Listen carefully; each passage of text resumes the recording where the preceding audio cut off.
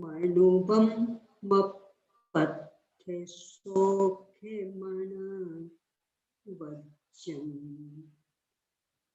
केवल पहो है निजीव दुन्नय तिमिरंजिनम नमः भारह अंगगिच्छा दिए लिए मल मूर दल से लोटिलया दिए भर चरण भूषा पसियो सुय देवया सुरम सयल गण पाओ मेरा विनो दिविहीति विराया विनेसंगा नीराया विपुराया गणहर देवापसी यंतो पसियौ महोधर सेनो परवाई गयो हितान वरसी हो सेतंतामीय सायर तरंग संघाय हो मनो मामी पोपेदंतम दुःखयन्तं दुन्नियन्धिया हरिदवि भग्यसे विमगे कंटै मिसिसमि इवयिं सया दन्तं परिमय कै भूये बलिम केसे बासे परिभू विनी है बम्म है पसरम वैधाव्य विमलना बम्म है पसरम नमो हरिहंताणम नमो सीताणम नमो आयिर्याणम नमो उपच्छायानम नमो लोये सर्वेसा पूर्णम। ओम ह्रीं श्री अरहंत सिद्ध आचार्य उपाध्याय साधु पंच परमेष्ठिभ्यो नमः। आचार्य सिद्धार्थ स्वामी द्वारा प्रदत्त ज्ञान को लिपिबद्ध करने वाले आचार्य श्री पुष्पदंत भूतवाली स्वामी द्वारा रचित षटखंडागम ग्रंथ, इस पर आचार्य श्री वीरसेन स्वामी कृत धवला टीका। पहले खंड जीवठान पर जो धवला टीका है उसे 6 भागों यानी 6 पुस्तकों के रूप में प्रकाशित किया गया। उनमें से अपनी चर्चा पहले भाग यानी पहली पुस्तक पर चल रही है। इसमें मंगलाचरण संबंधी विविध दृष्टियों से चर्चा के बाद में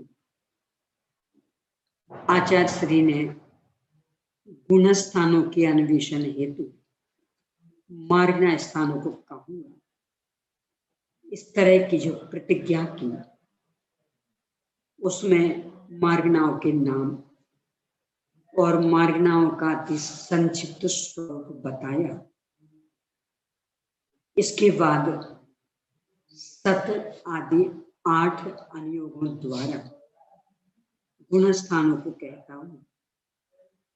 इस संदर्भ में सत आदि 8 अनुयोग द्वारों के क्रम का औचित्य और उनका अति संक्षिप्त स्वरूप बताकर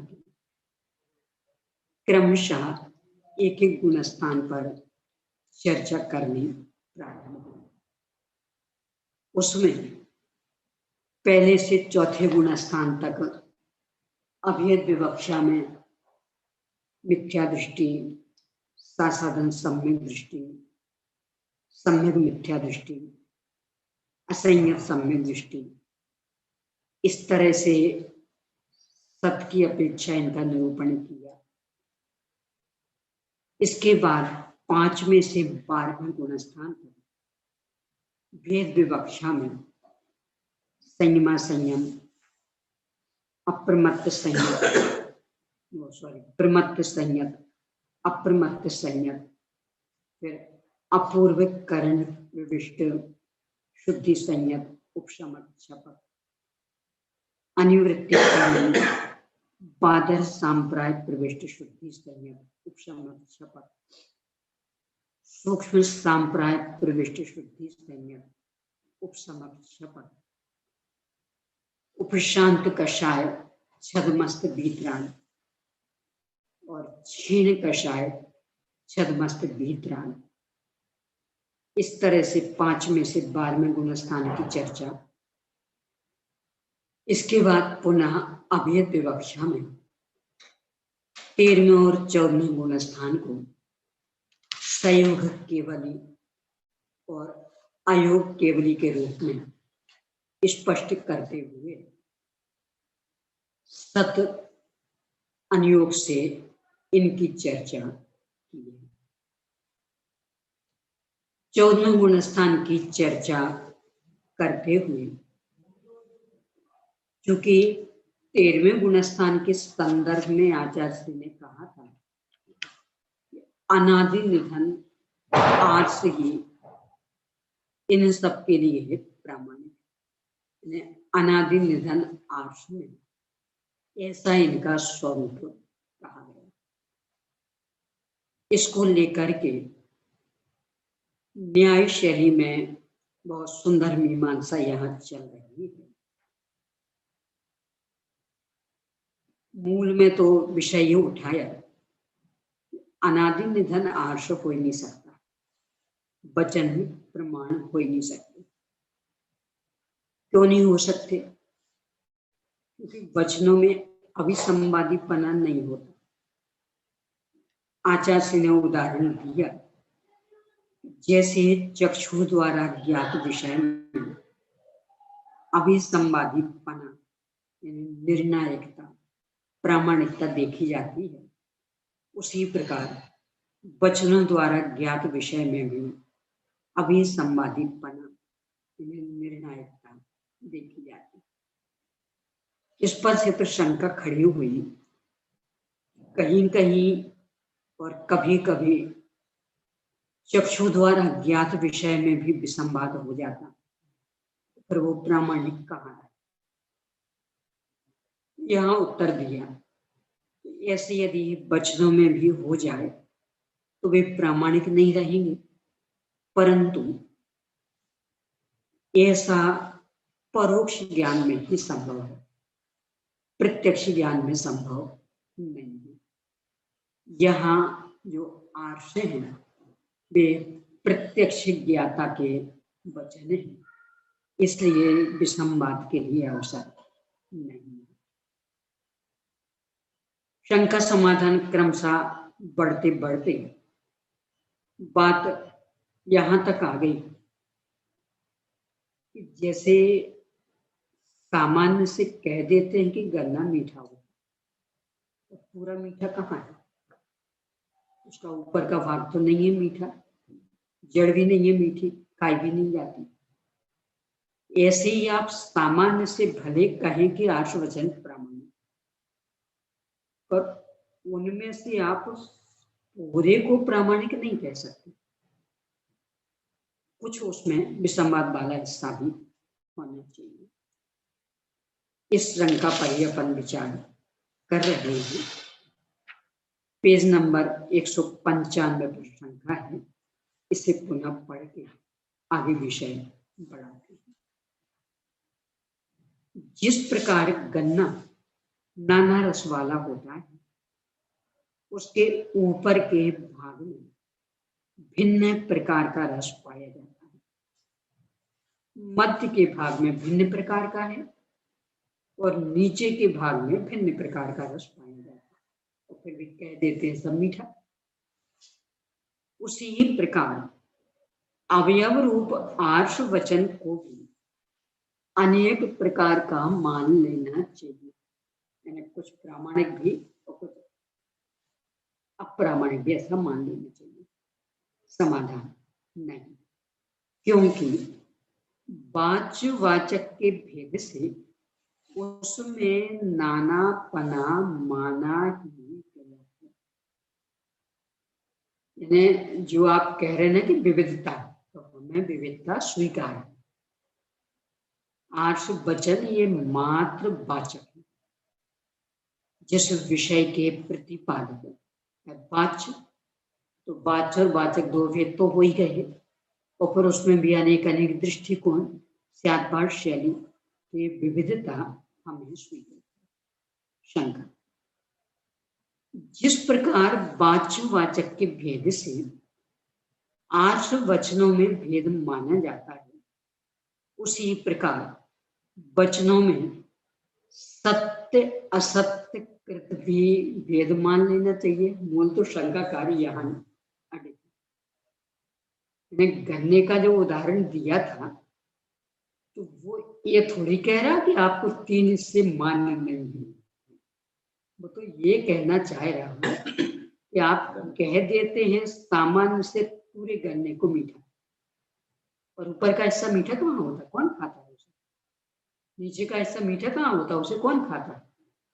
फेंक देते हैं। ऐसे ही आर्ष वचन में सब सत्य नहीं हो सकते, कुछ असत्य, उस सत्य जो असत्य वाले उनको हटा देना चाहिए, सत्य सत्य को रखने, इसके लिए उसने गन्ने का उदाहरण दिया था। तो पुनः वह वही आ गया है। समाधान नहीं, क्योंकि अवयवी रूप से प्रवाहिक क्रम से आए हुए अपौर से एक आगम में असत्यपना स्वीकार करने में विरोध आता है। अवयवी रूप में, अखंड रूप में, धारा प्रवाह रूप में आया है, और अपौर से किसी एक व्यक्ति के कारण वह है प्रामाणिक नहीं। देखो बड़ा गजब का है प्रस्तुत। यहाँ प्रवक्ता बदलते रहते, विषय वही रहता, पूर्णतया। भगवान आदिनाथ ने 6 द्रव्य 7 तत्व 9 पदार्थ बताए, मुनिराजों के 28 मूल गुण, गृहस्थों के 8 मूल गुण बताए। फिर भगवान आदित्यनाथ ने वही, भगवान संभवनाथ ने वही, भगवान महावीर स्वामी ने वही, जीवनधर स्वामी ने वही। प्रवक्ता तो इतने बदल गए, पर विषय नहीं बदला, वो एक सा चलता नहीं। हाँ, जम्मू स्वामी भी ले, जीवनधर स्वामी, जीवनधर स्वामी जीवनधर स्वामी जब बन गए थे, भगवान बन गए थे, तो जम्मू स्वामी श्रीधर केवली, इतना ही क्यों, फिर आगे सुरत केवली। प्रवक्ता बदलते रहे, पर मूल प्रतिपाद्य विषय वही वही वही चलता है। क्यों? क्योंकि वस्तु स्वरूप बताया जा रहा। वस्तु स्वरूप कब बदलेगा? आग गर्म है, मैं कहूं तो भी यही कहना पड़ेगा, आप कहें तो, एक 5 साल का बच्चा कहे तो, एक 100 साल की वृद्ध व्यक्ति कहें तो, क्यों अंतर नहीं पड़ा? क्योंकि हम वस्तु को बता रहे हैं। यदि आग अपना स्वभाव बदले तो कहने वालों के वाक्यों में अंतर होगा। आग का स्वभाव तो हमेशा गर्म, कोई भी कहे, कहीं भी कहे, हमेशा उसे यही कहना पड़ेगा आग गर्म है। ऐसा ही यहाँ, चूंकि ये तीर्थंकर भगवान वस्तु स्वरूप के प्रतिपादन, वस्तु स्वरूप अनादि अनंत एक था, इसलिए इनके प्रतिपादन में कहीं भी विविधता नहीं आती, असत्यता के लिए कहीं भी अवसर नहीं। तो अवयवी रूप से, पूरे अखंड रूप से, निरावाद रूप से और अपूर्व से किन का अपन भले कह देते, हम भगवान महावीर स्वामी के शासन में जी रहे। ये तो प्रवक्ता की मुख्यता से, बाकी शासन में भगवान महावीर स्वामी ने जो उपदेश दिया, आदिनाथ भगवान का वही उपदेश नहीं था। तो हम फिर महावीर भगवान के शासन में जी रहे, क्यों? आदिनाथ के में भी जी रहे, तो आदिनाथी क्यों? और पहले जा, सभी का एक ही शासन। ये तो चूंकि इनके द्वारा हमें मिला, इसलिए इनका नाम उल्लेख कर दिया। इस तरह प्रवाह क्रम से चला आएगा, कोई एक व्यक्ति से बंधा हुआ नहीं है, क्योंकि मात्र प्रवक्ता बदले हैं, विषय नहीं बदला, इसलिए असत्यता के लिए कोई अवसर नहीं। अब इसमें ही दूसरा, अथवा यह वेद यानी आगम अपने वाच्यभूत अर्थ को स्वयं नहीं कहता है। शब्द तो शब्द है,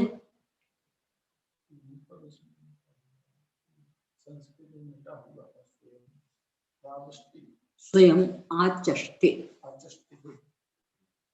स्वयं स्वय माचष्टि, संधि होगी माचष्टि, स्वय माचष्टि यानी स्वयं आचष्टि। अथवा यह वेद यानी आगम, अपने जो चार वेद आराधना पाठ में मैं वेद चारों सदा चाहूं, तो वेद अपने चार अन्य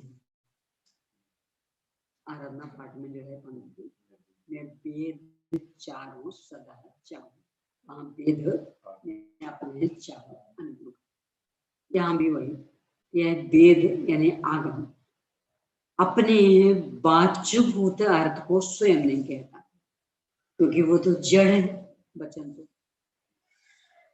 वे संकेत दे सकते, अर्थ तो ज्ञाता ही समझेगा। यदि वह स्वयं कहने लगे तो सभी को उसका ज्ञान हो जाने का प्रसंग आ जाएगा, यानी फिर तो रिकॉर्डर भी ध्वनि निकालेगा, उसे भी ज्ञान हो जाएगा। इसलिए भी वक्ता के दोष से वचन में दोष मानना चाहिए। यानी कोई कहे कि शब्द स्वयं तो बोलते नहीं है, ये तो वक्ता अर्थ करता, तो यदि वक्ता दूषित हुआ, सर्वज्ञ नहीं, तो वचन भी दूषित हो जाएंगे, अप्रामाणिक हो जाएंगे। यदि ये तर्क कोई दे तो, परंतु ऐसा है नहीं, क्योंकि इस प्रकार की उपलब्धि नहीं है। क्या कहना चाह रहे कि हमारे यहाँ गुरु वाणी नहीं होती, हमारे यहाँ जिन वाणी है, यानी जो वक्ता पूर्ण वीतराग सर्वज्ञ हो गए, सारे लोकालोक के प्रत्यक्ष ज्ञाता, अज्ञानता का लेश भी जिनके नहीं, रागादि का अंश भी जिनके नहीं, पूर्ण निर्दोष, ये वाणी पूर्ण निर्दोष की है, इसलिए वाणी में दोषपना नहीं आ सकता। कोई लोग ऐसा व्याख्यान करते हैं कि वक्ताओं को वेद के वाच्यभूत विषय का परिज्ञान है या नहीं, बोल रहे वो, इस तरह दो विकल्प उत्पन्न होते हैं। इनमें से दूसरा विकल्प तो बन नहीं सकता।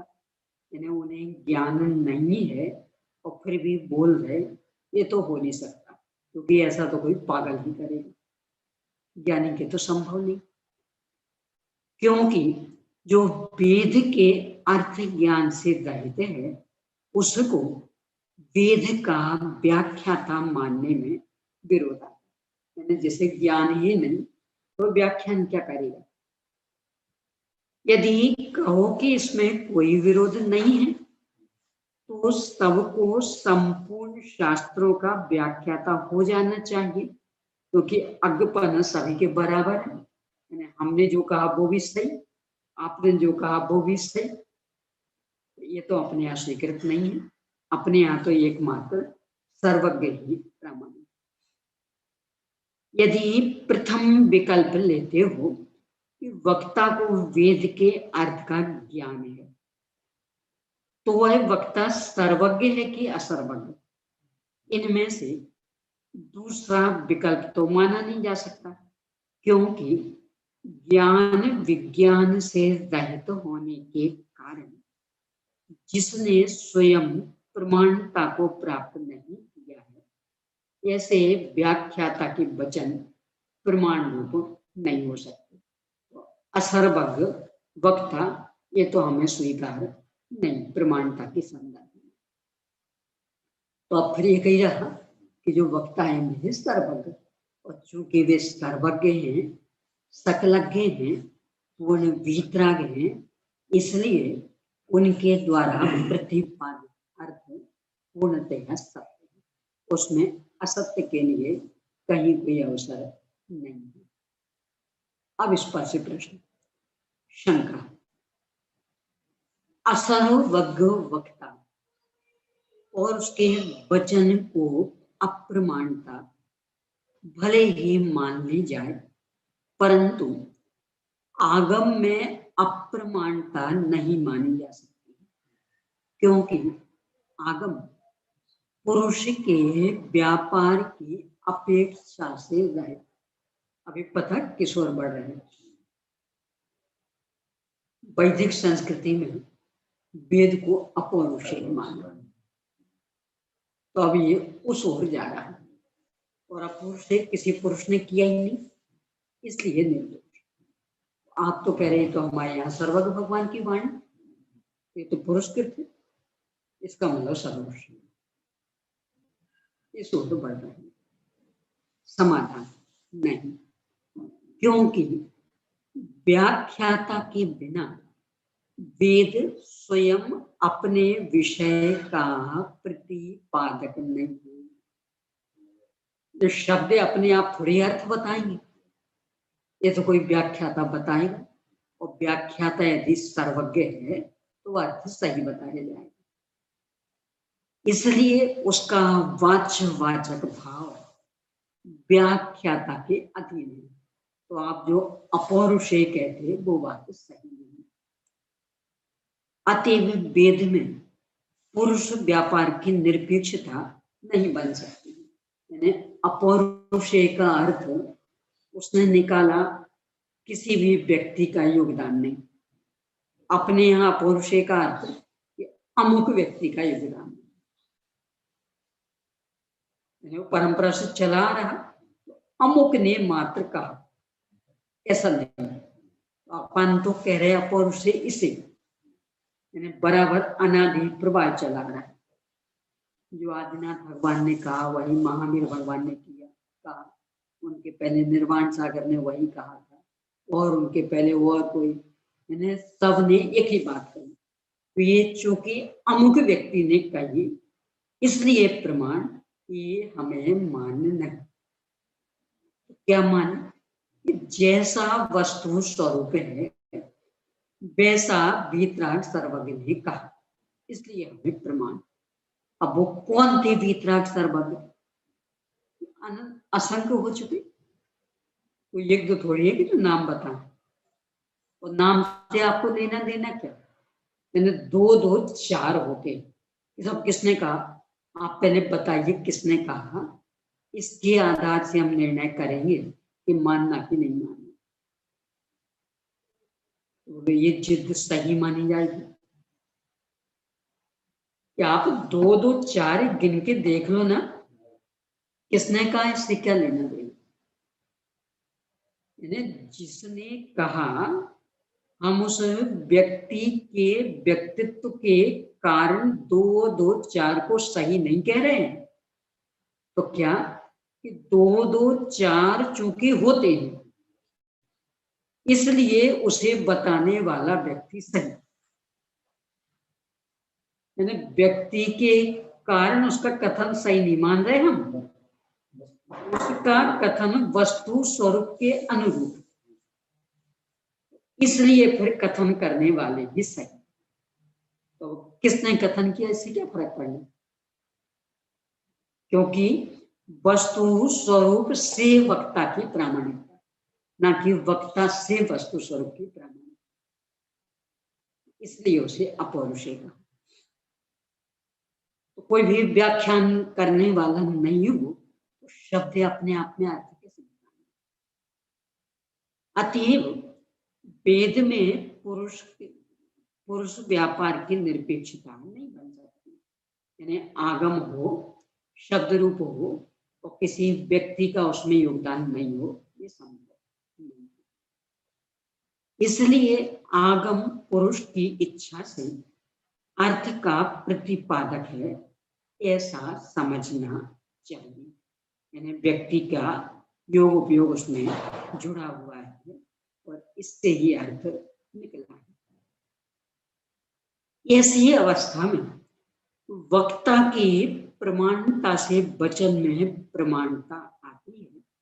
इस न्याय के अनुसार अप्रमाणभूत पुरुष के द्वारा व्याख्यान किया गया आगम अप्रमाणता को कैसे प्राप्त नहीं होगा, अर्थात अवश्य। वक्ता यदि पूर्ण वीतराग सर्वज्ञ है तो उनके द्वारा प्रतिपादित सब कुछ प्रामाणिक, और वक्ता यदि वीतराग सर्वज्ञ नहीं है तो वो मन माना कुछ भी कह रहा तो अप्रामाणिक, और स्वयं वीतराग सर्वज्ञ नहीं होने पर भी यदि उनके अनुसार कह रहा तो प्रामाणिक।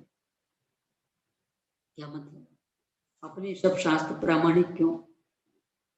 इनके लिखने वाले वीतराग सर्वज्ञ तो नहीं कि हाँ तो फिर प्रामाणिक।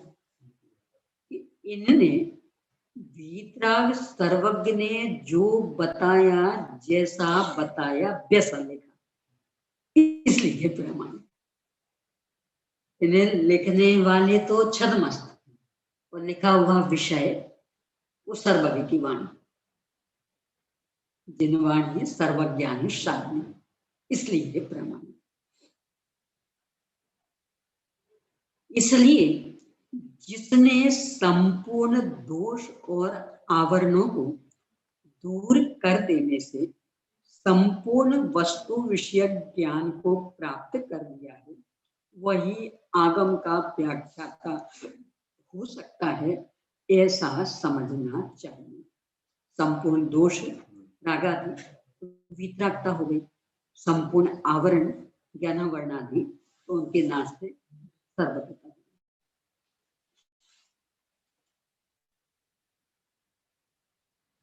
इस तरह से जो सर्वज्ञ है वे ही उसकी व्याख्या था। अन्यथा प्रमाणिक हो सकता नहीं, कौन जैसे ये बात है ज्ञानी ने तो ये बात तो प्रमाणिक है, दो तो चार होते, लेकिन वो छदमस्त ज्ञानी है, ज्ञानी वो भी नहीं, तो यहाँ तो ये कह रहे हम उसे देखेंगे ही नहीं। क्यों? क्योंकि हमें उस लिपिक से कोई मतलब ही नहीं है ना, कोई मतलब नहीं। हम तो उनने किन की बात लिखी बस हम तो ये देखेंगे। टोटल में एक लिपि लिखी और उसकी प्रतिलिपि का पैसे मानोगे कि नहीं वो लास्ट में लिखते भी थे, मक्खी का स्थानीय मक्खी का पाते ना हमने अपना कुछ मिलाया है, उनके इधर मक्खी मक्खी समझ में आई है तो मक्खी कैसा हमारी बना नहीं भी गिर देंगे? रही थी स्याही तो हमने गिरा दी है ऐसा लिखती है। ख्याल में आया मच्छी का स्थान है मच्छी का नहीं होता क्या था पहले वो पानी वाली स्याही चलती थी दवा उसमें डुबो डुबो के लिखना पड़ता था अब हम लिख रहे उसमें गिर गई मक्खी अब वो मक्खी को हमने निकाला तो अभी मरी नहीं थी तो वो उड़ी और वैसे ही गीली वो यहाँ पड़ गई तो यहाँ वो आकार बन गया। हाँ प्रतिलिपिकार का दायित्व कि वो वैसा बना दे इसका नाम मक्खी का स्थान है मक्खी का यानी हम अपनी ओर से कुछ भी हीनाधिक नहीं करेंगे क्यों क्योंकि बात हमारी नहीं है तो जिनकी है हम तो पूरी की पूरी टू कॉपी करेंगे तो सर ये उनसे पूछना हमें तो उनकी कॉपी पे मिला था इसलिए हमने बना दिया हमें पता नहीं है क्या है इसलिए प्रामाणिक और किसने लिखा हम उसे देखेंगे ही क्योंकि हमें उनसे कोई मतलब ही नहीं यानी हमारी एक गुरुवाणी थोड़ी है ये तो हमारी जिनवाणी है तो किन्ने लिखी इसके लिए कोई अवसर नहीं क्या किन की लिखी सर्वज्ञ भगवान की बात लिखी बस हम तो ये देखें कितनी बड़ी बात कह रहे हैं प्रामाणिकता का आधार बात किन के द्वारा बताई गई ये है किन्ने लिपिबद्ध की ये नहीं और इसीलिए जिनने लिपिबद्ध की उस लिपिबद्धता को देखकर उनके संदर्भ में कोई धारणा बनाने का आपको अधिकार नहीं मुझे एक दिन पहले भी अपन ने चर्चा की थी ना इस दृष्टि से सोचना यानी उससे आप लिखने वाले के व्यक्तित्व का अंकन नहीं कर सकते तो करते हैं तो गलत है नहीं करना क्यों और फिर तो सभी प्रामाणिक हो जाएंगे ना यानी जिनके संदर्भ में अपनी स्पष्ट धारणा की ये 100% दूसरे मत वाले तो उनने भी लिखा तो उनको भी प्रामाणिक मानना पड़ेगा नहीं मानते क्यों क्योंकि उनकी प्रामाणिकता अप्रामाणिकता का आधार उनका अपना व्यक्तित्व और इन लिखे हुए की प्रामाणिकता प्रामाणिकता का आधार मूल सर्वज्ञ की वाणी की अनुसारणी की अनुसारणी यदि सर्वज्ञ भगवान की वाणी के अनुसारणी है तो लिखी किन्हीं ने भी हो प्रामाणिक किन्हें लिखी लिपिक में तो उनके संदर्भ में सोचने के लिए कोई अवसर नहीं तो इसीलिए गृहस्थ लिखे हैं मुनि लिखे हैं सबके लिए छूट इस कारण अप्रामाणिक नहीं कह सकते आप कि चूंकि गृहस्थ ने लिखी कपड़े वालों ने लिखी और कहेंगे तो फिर तो पांडुलिपि का जब उनमें जातियों का मिलता है ना कभी कभी तो किस किसी जातियों का मिलता है वो स्टार्टिंग में सबसे पहला शब्द हम लिखते थे दापा दर्पण पर जैसा दर्पण स्टार्टिंग सभी पांडुलिपि आपको नहीं पर यदि पांडुलिपि कार की दृष्टि से नापेंगे तो कितने ही पांडुलिपि कार तो ये जो अभी इसके देखिए ज्ञान सूर्योदय नाटक की बहुत मेहनती माथुर माथुर अनुसूचित जाति में वो भी पांडुलिपिकार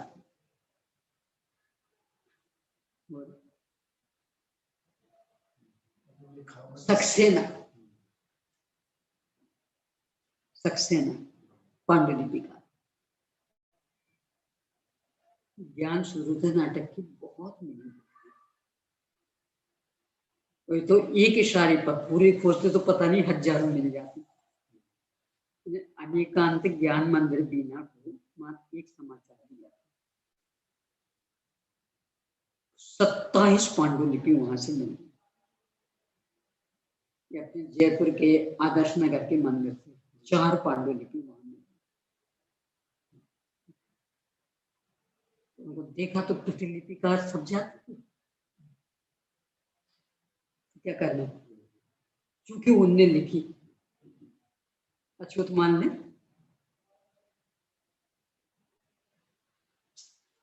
कितनी बड़ी बात कह रहे हैं। अभी के जो जयपुर में यूनिवर्सिटी के सामने कुमावत खोले हैं टाइप का, कुम्हार होता है, कुमावत वो टाइप करता है यूनिवर्सिटी के सामने।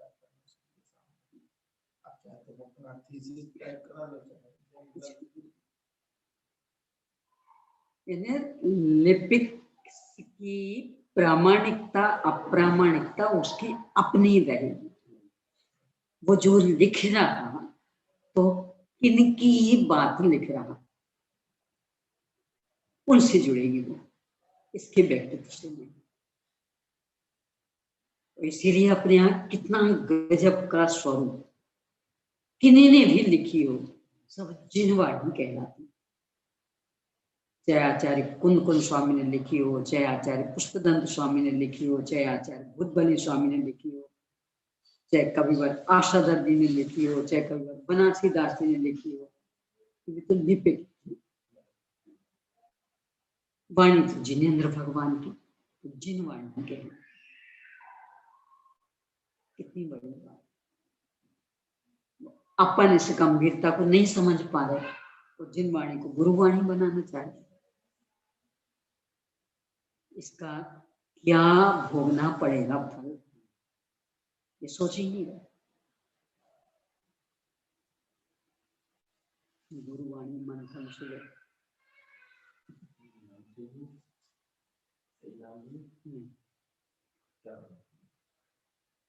जिनवाणी मंथन शिविर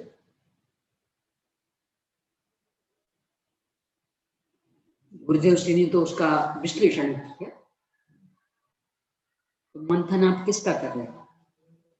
जिनवाणी, उसके रहस्य हम निकाल रहे, खोज रहे। गुरुवाणी नाम दे के आप अपने को मूल धारा से अलग कर रहे हैं। क्यों? कोई भी कहेगा गुरुवाणी तो अपने यहाँ मान्य है नहीं, अपने तो जिनवाणी मान्य है, ये तो आप अपना अलग चलाते हैं। जबकि गुरुदेव से स्वयं कह रहे भैया हमारा कुछ भी नहीं, हम तो परिवर्तित ही आचार्य कुंद स्वामी के कारण हुए, हम तो परिवर्तित ही आचार्य कल पंडित टोडरमल जी साहब के कारण हुए, हमारा तो कुछ है ही नहीं। तो हम जबरन उन तक अपनी इस बात को सीमित करना चाहें।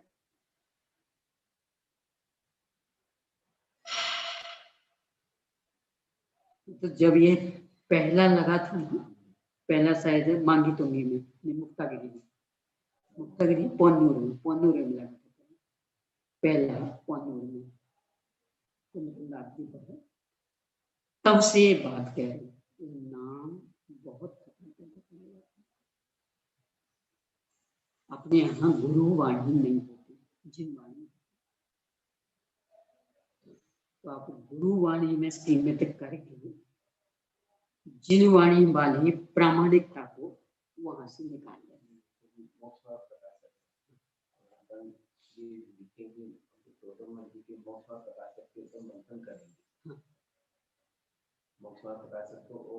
लिखा हो हमको उससे उसके मंथन की बात नहीं कर रहे, तो हम टोडरमल जी ने जो मोक्ष लिखा है उसके ऊपर हम मंथन करेंगे। तो कोई ऐसा सब लिखे तो क्यों? क्योंकि मोक्ष मार्ग प्रकाशक कार टोडरमल जी साहब स्वयं पूरी परंपरा से जुड़ रहे हैं। पहले अध्याय में स्वयं अनंत भगवान से लेकर के और अपनी गुरु परंपरा तक उन्हें जोड़ा है, और इनसे आई हुई बात को मैं अपने शब्दों में लिख रहा। बात हमारी नहीं है। उदाहरण दिया कितना बढ़िया हार का, मोती अलग अलग, हार अलग, धागा पुष्प अलग, तो कोई किसी रूप में गूंथ देता, कोई किसी रूप में गूंथ देता, तो वो जो गूंथा गया बस वो हमारा है। वो हार धागा आदि वो तो पहले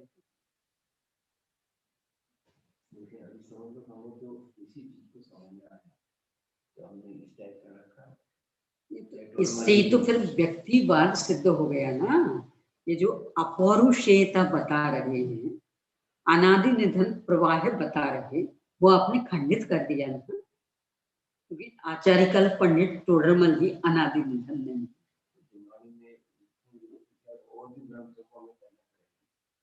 हाँ तो पढ़ना चाहिए ना। हमको तो टाइम सीमित है, तो हमें इसका देखिए इसमें नहीं, तो इसमें ऐसा है, आपके पास समय सीमित है तो भले नहीं पढ़ पाए वो एक अलग बात, पर उपयोग में ये रहे कि हमारे लिए सब प्रमाण। देखिए अपन ऐसा लें, समय सारजी की 5वीं गाथा की टीका, आत्मवैभव कैसे प्रकट हुआ उन्हें 4 बताएं। तीसरे नंबर पर क्या है? पर अपर गुरु का उपदेश। क्यों? आपको तो अकेले कुंतल स्वामी पढ़ने हैं, समय सारा अकेला पढ़ना है, तो पर अपर गुरु का उपदेश क्यों? वो तो उन्होंने लिखा, उनने किस लिए लिखा? तो ये बात आई है तो मेरी अकेले की बात नहीं, परंपरा से आई है। जब वे स्वयं कह रहे हैं कि ये मेरे अकेले की बात नहीं, तो आप अपनी बुद्धि से उनकी इस बात को अकेले उन तक सीमित कैसे कर सकते? यानी वे तो कह रहे हैं मेरी अकेली की बात नहीं है, आप कह रहे नहीं भगवान एक अकेली आपकी ही बात है, तो उनकी विराधना नहीं हो गई। वे कह रहे भैया हमारी अकेले की बात नहीं, इसलिए बराबर पर गुरु का उपदेश मिला ना। तो हम कह रहे नहीं भगवान हमें तो आप ही बस पूर्ण प्रामाणिक, हमें और किन्हीं का नहीं सुनना। लेखक वो इसलिए लिख रहा है यदि कुछ गलती हुई हो तो हमारी समझ, लिपिक हम हैं तो हमें बता दें।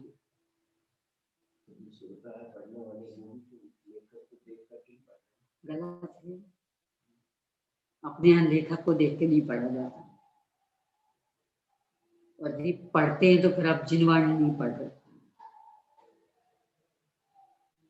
आपको जिनवाणी नहीं पढ़ रहे। हाँ इस रूप में अवश्य लेखक भी तो, जैसे कभी कभी होता है ना, अपन प्रिंट में ही ले लें, किसी के प्रकाशन में गलतियां बहुत निकलती, प्रिंटिंग मिस्टेक बहुत होती, कोई बारीकी से प्रूफ रीडिंग कर लेता है, उसके में गलतियां नहीं होती, तो हम निर्दोष चाहते हैं। अब किन का प्रकाशन, प्रूफ रीडर कौन, सब भी छोड़ो, एक पेज पे 10 गलतियां निकल आनी, किन्ने प्रूफ रीडिंग की, उनने चलना। ये मात्र बस इतने के लिए कह रहे हैं, जिनके संदर्भ में हमें पता कि इन्हें प्रूफ रीडिंग की नहीं होगी, तो उनका पढ़ के हम अपना उपयोग क्यों बर्बाद करें। तो जिनके संदर्भ में ये धारणा कि इनने तो अपनी ओर से पूरी पूरी सावधानी रखी, तो हम श्रद्धा के सहित श्रद्धा पूर्वक उसको पढ़ेंगे। लिपिक अपना नाम बस मात्र इसके लिए लिखता है कि आपकी धारणा में रहे, ये लिपिक मतलब बराबर शुद्ध लिखता है।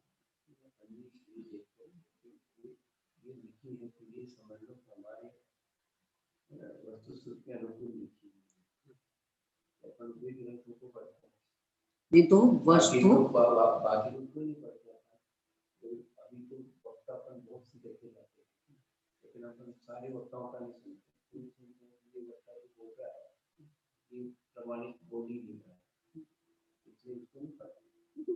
ये प्रमाणी बोल रहा है।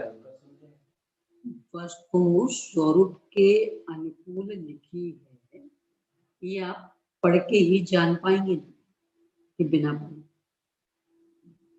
बिना पढ़े तो इससे जान पाएंगे कि सारे को तो पढ़ पाएंगे। कोई भी ये ग्रंथ ले तो ये ग्रंथ के संदर्भ में भी जो जिनवाणी की परिभाषाएं, परस्पर अविरोधी वाद, स्यादवाद शैली, हिंसा आदि पापों के निषेध की बातें, अहिंसा आदि का पोषण, वीतरागता का पोषण, ये जो कसौटी है, उस कसौटी पे आपको इस ग्रंथ को कसना पड़ेगा ना, तब तो आप प्रामाणिकता का निर्धारण करेंगे ना कि व्यक्ति के आधार से तो थोड़ा इजी हो जाता है कि पुराने ने सबने पढ़ा हुआ है, पढ़ा तो हमको ये मालूम पड़ गया कि इन्होंने कहा है कि ये ग्रंथ सही है, तो व्यक्ति के आधार का निर्णय कितनी बड़ी समस्याएं खड़ी कर देता। अभी देखो ऐसा नहीं, आचार्य कुंद कुंद के नाम से भी एक श्राप का चार्य चलता है, आचार्य उमा स्वामी देव के नाम से भी श्राप का चार्य, आचार्य पूज्यपाद स्वामी के नाम से भी श्राप का चार्य। अब क्यों चल रहे धड़ल्ले से? कुंद कुंद श्राप का चार्य है, आप कुंद कुंद स्वामी को नहीं मानते तो बोले वो व्यक्ति से जुड़ने के कारण हमारे ही आचार्य कृष्णचंद्र के दायरे में आ गए कि नहीं? एक नाम के तो कितने व्यक्ति हो सकते, आपने तो बस वो नाम पकड़ लिया। आपने बता दें कि समय साल जो है यहाँ से छपा हुआ है और ये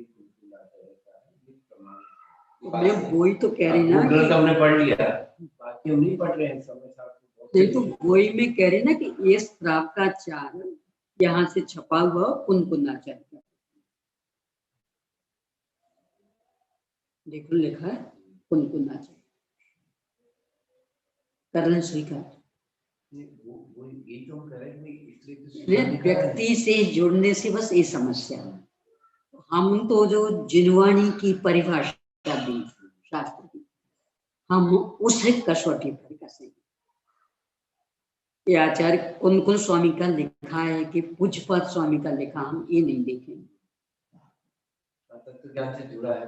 हाँ, जो वो कसौटी, स्यादवाद शैली, परस्पर अविरोधी बात, वीतरागता का पोषण, हिंसादि पापों के निषेध की बात, अहिंसादि का पोषण, विषय कषाय से हटने की बात, ये होंगी तो हम मानेंगे। अब वो चाहे कुंद कुंद स्वामी के नाम वाली हो और चाहे उमा स्वामी देव के नाम, हम ये नहीं देखेंगे। और यदि आपने इस कसौटी पे नहीं कसा और व्यक्ति को महात्म दिया, तो जितने जो खास करके 16वीं सदी के बाद के श्राव का आचार्य, वो नाम है सब ऐसे ऊंचे ऊंचे आचार्य स्वीकार करना पड़ेगा। तो बातें ऐसी ऐसी, कितनी ही बात तो कहने में शर्म आए। बड़े बड़े आचार्य के नाम जुड़ेंगे, मान लो प्रामाणिक।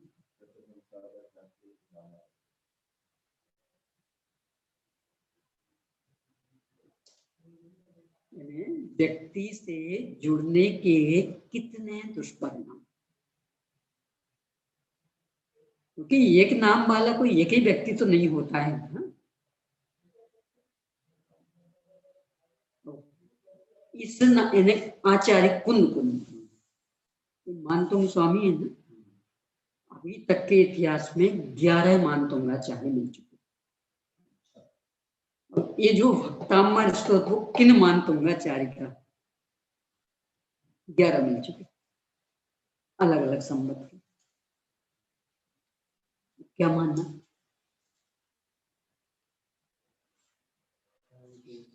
अमित गति आचार्य 4 मिल चुके, अमित गति आचार्य। अब क्या करोगे? यानी व्यक्ति के आधार से आप प्रामाणिकता मानोगे तो कैसे ही निर्णय कर पाएंगे। तो जो जिनवाणी की कसौटी है हम तो उससे परखेंगे, व्यक्ति से नहीं परखेंगे, क्योंकि बिल्कुल स्वाभाविक होता है कोई भी नाम ज्यादा प्रसिद्ध हो जाए तो फिर आगामी पीढ़ियां वे नाम रख लेती। दौलत राम जी भी तीन तीन चार 10 दौलत राम, अभी 6 लाख कौन से दौलत राम, 10 दौलत राम, कासली वाला अलग, पल्ली वाला अलग, दमोह के पास कटनी है, वहाँ के रसगुल्ले प्रसिद्ध थे। कोई हलवाई होगा, दूजे के रसगुल्ले। अब जितनी भी दुकानें, सभी की दुकानें दूजे के असली रसगुल्ले, दूजे के असली रसगुल्ले। अब किसके असली? 10 दौलत राम जी बोलो। व्यक्ति से चिपकने का ये दुष्परिणाम निकलेगा। बस सब दौलत राम ब्राह्मण, हम तो जिनवाणी की जो परिभाषा दी हम इसको उस कसौटी पे कसेंगे, उस पे खरी उतरी हमें मान। बाकी किन्ने लिखी इससे हमें लेना देना नहीं। जिनवाणी की जो परिभाषा उस पर देखेंगे।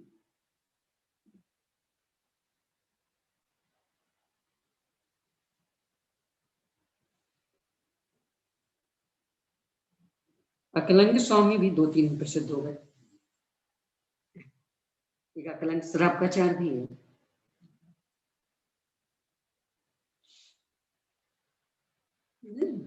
जैन धर्म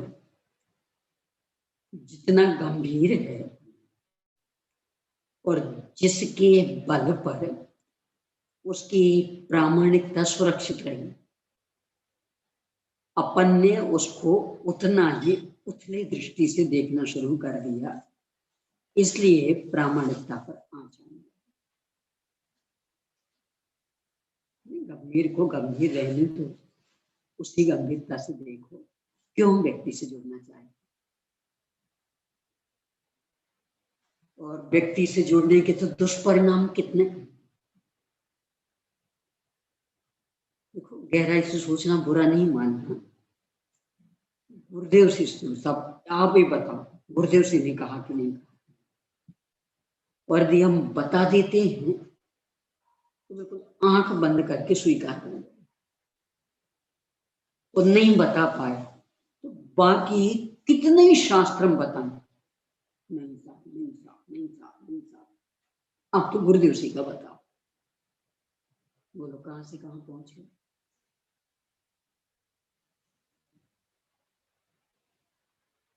ये जो जितने पोपडम चल रहे, बोलो आप इनको भगवान मानते कि नहीं मानते। गुरुदेव जी ने कहा है, नहीं मानते तो आप गुरुदेव जी को नहीं मानते। ये जो पढ़ा ना, ये क्या है, तो आप गुरुदेव जी को नहीं मानते, और मानते तो पूरा मानते कि अधूरा मानते। और पूरा मानना कब कहलाएगा, जो जो उनने कहा वो सब मानो। तो उनने कहा 1 रुपए का 1 मन घी, उनके जमाने में आता था 1 रुपए का 1 मन घी, तो हम तो वो मानेंगे। अब जाना दुकानदार के यहाँ, तो कहना हमारे गुरु जी ने कहा 1 रुपए का 1 मन घी, तो हम तो वही लेंगे। बोलो, और नहीं माना तो आप अधूरे मानते। व्यक्ति से जुड़ने में ये समस्याएं आनी, और जिनवाणी की जो परिभाषा उससे हम जुड़े होते तो फिर सीधा कि गुरुदेव जी ने इस रूप जो कहा वो हमें स्वीकार, और जो जिनवाणी से मेल नहीं खा रहा वो उनका अपना व्यक्तिगत, उससे हम बंधे हुए नहीं है, वो उनका अपना व्यक्तिगत।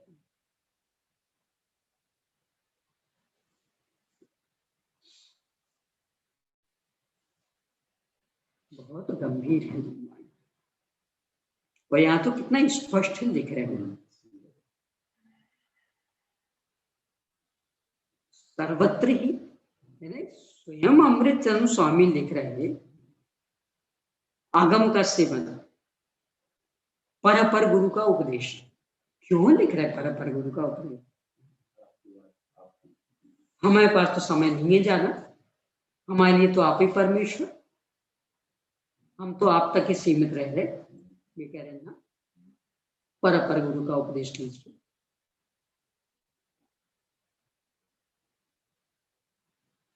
चार बिंदु अपने आप में कितना मायने रखते हैं। आगम का सेवन कि बस हमें तो यही शास्त्र, हम तो यही पढ़ेंगे, स्वतंत्र रूप में आगम का सेवन भी क्यों बता रहे हैं? सीधा लिख देते समय सार का सेवन, आगम क्यों लिख रहे? तो सीधा लिख देते आचार्य कुंद कुंद स्वामी का उपदेश, पर गुरु का उपदेश क्यों लिख रहे? नहीं सोचना पड़ेगा गंभीरता से। तो अपने तो पूरी परंपरा उसमें ही से हम लिखा, सर्वज्ञ भगवान से लेकर हमारे गुरु पर्यंत, कितने हो गए हमारे गुरु पर्यंत? 20। उनके द्वारा मिला हुआ, उनके प्रसाद से उपलब्ध हमारे गुरु पर्यंत, ये गुरु कितने हो गए? बहुत जिन वाणी को गुरु वाणी बनाने में गुरु का बहुमान तो नहीं बता पाएंगे, जिन वाणी की विराधना अवश्य होगी, यानी जिन वाणी का क्षेत्र सीमित हो जाएगा, और जिनको बेगुरु स्वीकार नहीं, तो यही कहेंगे तो गुरुवाणी है, हम तो जिनवाणी मानते, हम गुरुवाणी नहीं मानते।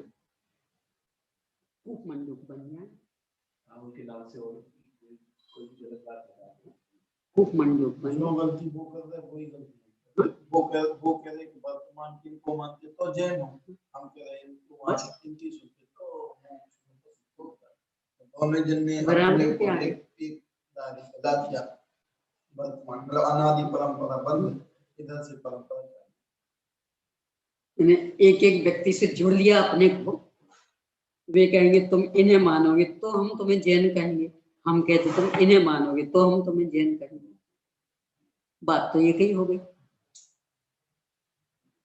बहुत गंभीरता से सोचना, यानी यहाँ जो वाक्य दे रहे हैं अवयवी रूप प्रवाह क्रम से आया हुआ, इसलिए अपौरुष है। यानी एक व्यक्ति का नाम हम नहीं बता सकते, ये तो अनादि से चला आ रहा है, सर्वज्ञों द्वारा प्रतिपादित, पर एक अमुक व्यक्ति ये हम नहीं कह सकते, इसलिए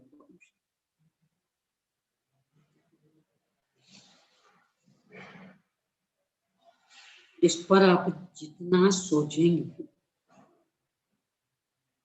सोचना तो बहुत बाकी रहता है, पर सोचा भी बहुत। यानी गुरुवाणी मंथन शिविर जब से शब्द कान में आए थे तब से इस पर सोचते, दोनों ओर से क्या लाभ क्या हानि, कहीं दोनों का अनुपात बैठते ही नहीं दिखता, हानि ज्यादा दिखती। क्यों हानि ज्यादा? अन्य के बीच में तो पहुंचाने से रहे, क्यों? उन्हें तो स्वीकार ही नहीं, तो ये सबसे बड़ी हानि होगी। यानी आप जिनवाणी द्वारा पहुंचा सकते हैं, गुरुवाणी द्वारा। अब अपने में देखो, अभी बात आई थी ना, एक प्रश्न आया था कल या परसों, आपने चौथे गुण स्थान में शुद्ध उपयोग का निषेध किया। अब वो बात तो पता क्या था, वो ये था तो बहुत पहले आया था एक दिन, जो अपन शुद्धोपयोग कहते हैं, तो मैंने ये कहा था कि शुद्धोपयोग का अर्थ क्या है। शुद्ध ध्येय होने के कारण, शुद्ध का आलंबन होने के कारण, शुद्ध का आश्रय होने, शुद्ध क्या है, 3 बिंदु, शुद्ध ध्येयत्वात्, शुद्ध आलंबनत्वात् और ऐसे 3 बिंदु। इसके कारण उसे शुद्धोपयोग अपने जैसे स्वाभिन दिए हैं 3 कारण, इसलिए शुद्धोपयोग कहा जाता है। शुद्ध ध्येय होने के कारण, शुद्ध का आलंबन होने के कारण, एक और मैं भूल गई हूँ, उपयोग से निकल गई, इस कारण। तो मैंने उस समय ये कहा था कि इस कारण शुद्धोपयोग कहा, आप इस दृष्टि से क्यों नहीं देख रहे। नए नए शब्द चुन के वो आत्मानुभूति, आत्मानुभूति, आत्मानुभूति, अतीन्द्रियानुभूति, इन शब्दों में क्यों फंस गए। आचार्य तो शुद्धोपयोग से कह रहे, तो वाक्य ये था। अब सामने वाले ने पकड़ लिया, इसका मतलब इस चतुर्थ गुण स्थान में शुद्धोपयोग का निषेध है।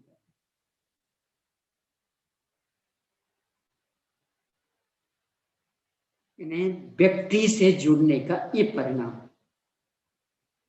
अब जब उसका निराकरण, आगम में देखो ना, चतुर्थ गुण स्थान में शुद्धोपयोग का निषेध किसने किया।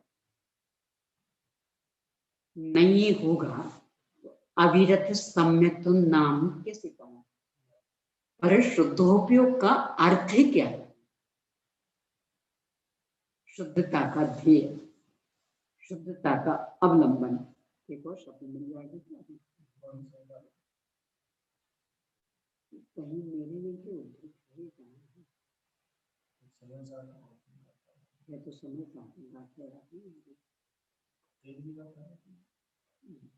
समय सार में भी है, प्रवचन सार में भी है। ऐसा करो, जैन सिद्धांत कोश में देखो,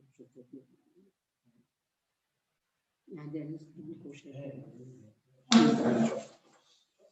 ये देखिए, शुद्ध ध्येय होने के कारण, शुद्ध अवलंबन होने के कारण, शुद्ध चौथे भाग में होगा। पांचवा भी है, पांचवें में इंडेक्स है, उससे जल्दी मिल जाएगा।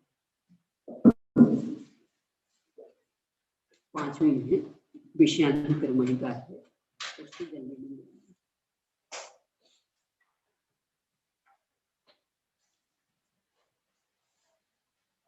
साधुवाद शैली में अपेक्षाएं समझनी पड़ेंगी, क्योंकि विषय प्रतिपादन के समय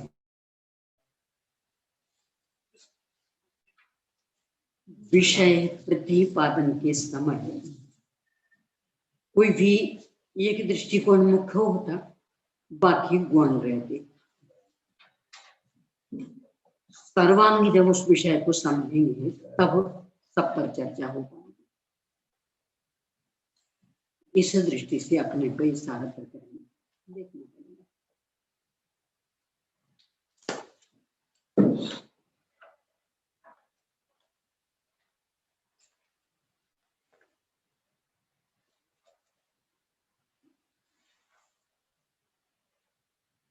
चलिए तब तक अपन पढ़ते हैं, देख रहे हैं। शुद्धोपयोग में देखना, शुद्ध आलंबन होने से, शुद्ध ध्येय होने से, दो तो ये, एक मेरे उपयोग से निकल रहा।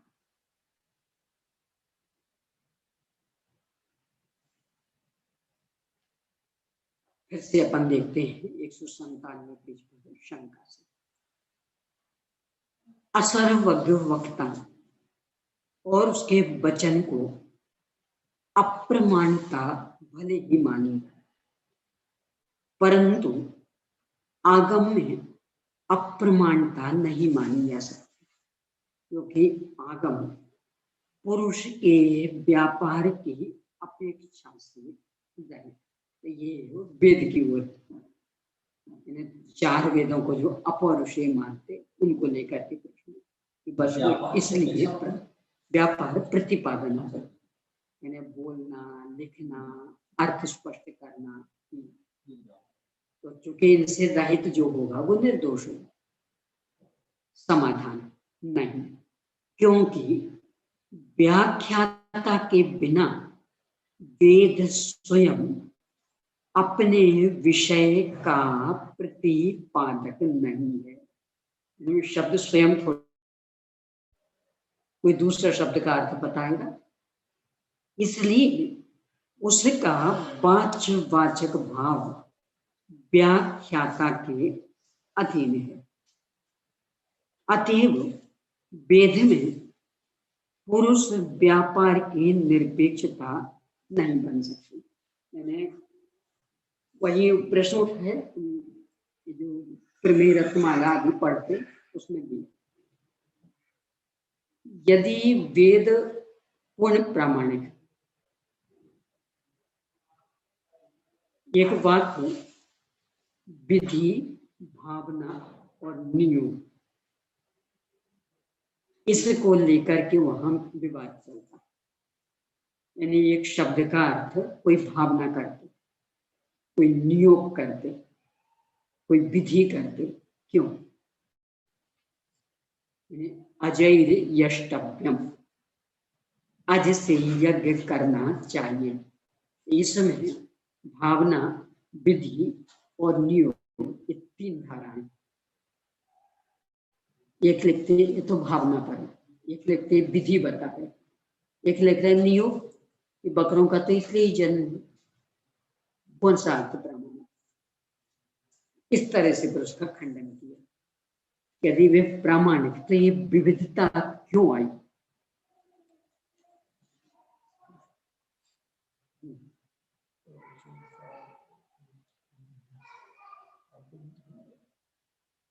वो जो शब्द मिल गए थे, शुद्ध ध्येयत्वात्, शुद्ध अवलंबनत्वात्,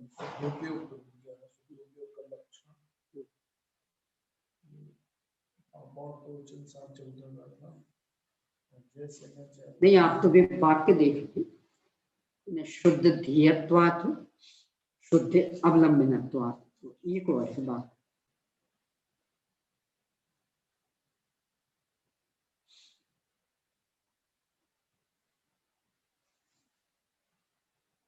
अतएव वेद में पुरुष व्यापार की निरपेक्षता नहीं बन सकती। यानी व्यक्ति द्वारा प्रतिपादन, उसका अर्थ करना, रहस्य समझाना, इनके बिना वेद का अर्थ उद्घाटित नहीं हो सकता, आगम का अर्थ समझ में नहीं आएगा। इसलिए आगम पुरुष की इच्छा से अर्थ का प्रतिपादक है, ऐसा समझना चाहिए। यानी व्यक्ति उसका अर्थ बताए। ऐसी अवस्था में वक्ता की प्रमाणता से वचन में प्रमाणता आती है। इस न्याय के अनुसार अप्रमाणभूत पुरुष के द्वारा व्याख्यान किया गया आगम अप्रमाणता को कैसे प्राप्त नहीं होगा, अर्थात अवश्य होगा। मैंने अपने आचार्य समंतभद्र स्वामी ने जो कहा निर्दोषत्व, कि भगवान आप ही प्रामाणिक क्यों? क्योंकि आप पूर्णतः निर्दोष, वितरागी है, सर्वज्ञ। ये निर्दोषता ये प्रामाणिकता की निशानी। तो इससे ही प्रसिद्ध हुआ कि आपने जो कहा है परम सत्य। इसलिए जिसने संपूर्ण दोष और आवरणों को दूर कर देने से संपूर्ण वस्तु विषय ज्ञान को प्राप्त कर लिया है, वही आगम का व्याख्याता हो सकता है, ऐसा समझना चाहिए। यानी वीतरागी और सर्वज्ञ। अन्यथा इस अपौरुषे आगम को ही पौरुषे आगम के समान अप्रमाणता का प्रसंग आ जाएगा। ये तो वीतरागी सर्वज्ञों की परंपरा से, और कोई छद्मस्त अपनी परंपरा चलाएं तो वे भी प्रमाण बन जाएंगे, अथवा फिर वीतरागी सर्वज्ञ भगवान की वाणी भी अप्रमाण कहनी पड़ेगी। शंका, असर्वज्ञों को व्याख्याता नहीं मानने पर आर्ष संतति का विच्छेद हो जाएगा, क्योंकि अर्थ शून्य वचन पद्धति में आर्ष पना नहीं बन सकता। समाधान, नहीं, क्योंकि वैसा तो हम मानते ही हैं, अर्थात अर्थ शून्य वचन रचना को हमारे यहाँ आगम रूप से प्रमाण नहीं माना। कृष्ण क्या किया था? जो सर्वज्ञ नहीं है उनको हमने व्याख्याता नहीं माना, तो परंपरा तो खंडित हो जाएगी। तो कह रहे हमें स्वीकार है। क्यों? क्योंकि जो सर्वज्ञ नहीं है उनकी बातों में दम नहीं रहेगी, उनके वचन परस्पर विरोधी निकलेंगे, तो हमें भी प्रामाणिक रूप में स्वीकार है। यानी असर्वज्ञ मतलब छद्मस्थ, लिपिक हो सकते, रचयिता हो सकते, लिखने वाले हो सकते, बात उनकी नहीं होगी, बात सर्वज्ञ की होगी, तभी वो परस्पर अविरुद्ध वचन होंगे। इतनी मेहनत करनी पड़ रही, तो अभी अपना समय भी लगा रहे। देखना 3 वाक्य हैं वो, शुद्ध ध्येयत्वात् एक बात, इसमें भी मिल जाएगा आपको। अपने समय सार अनुशीलन में भी दादा ने भी उसको शुद्ध ध्येयत्वात् शुद्ध अवलंबनत्वात् 2 वाक्य तो ये हैं, एक और है तीसरा। चलिए अभी छोड़िए, देख सकें तो आराम से देखना। वाक्य हैं 3 हैं ये, शुद्धोपयोगी प्रकरण में ही। तो क्या कहा यह कि जो सर्वज्ञ नहीं है उनके वचन अर्थ शून्य होते। अपने यहाँ वाक्य था रथ्या पुरुष, में रत्नमाला का वाक्य रथ्या पुरुष। जो सर्वज्ञ नहीं है उनके वचन तो रथ्या पुरुष के वचन अप्रमाण। दूसरे, हमारे यहाँ आर्ष परंपरा का विच्छेद भी नहीं, ये बहुत मार्मिक बिंदु आ रहा है। यानी असर्वज्ञों की बात हमें प्रामाणिक नहीं है, जो छद्मस्थ हैं उनकी बात हमें स्वीकृत नहीं है, फिर भी आर्ष परंपरा अखंड चल रही है हमारे यहाँ। तो फिर अभी कौन से सर्वज्ञ हैं? अखंड कैसे चल रही है? अब इसका कारण द्रव्य संग्रह में है, द्रव्य संग्रह में पंक्ति मिल गई है। इस उपयोग में शुद्ध गुण की स्वभाव का धारक जो स्वात्मा है शुद्ध ध्येय होता है। इस कारण शुद्ध ध्येय होने से, शुद्ध अवलंबन होने से तथा शुद्धात्म शुद्ध का साधन होने से, ये तो अकेले द्रव्य संग्रह में भी 3-4 जगह है। परमात्म प्रकाश में नहीं है, उसकी टीका और जैसे स्वामी की टीका शुद्ध ध्येय होने से, शुद्ध का अवलंबन होने से और शुद्ध का साधक होने से, इसलिए शुद्धोपयोग का इस साधक वाला बोल रही थी। शुद्ध ध्येय होने से, शुद्ध का अवलंबन होने से और शुद्ध का साधक होने से शुद्धोपयोग।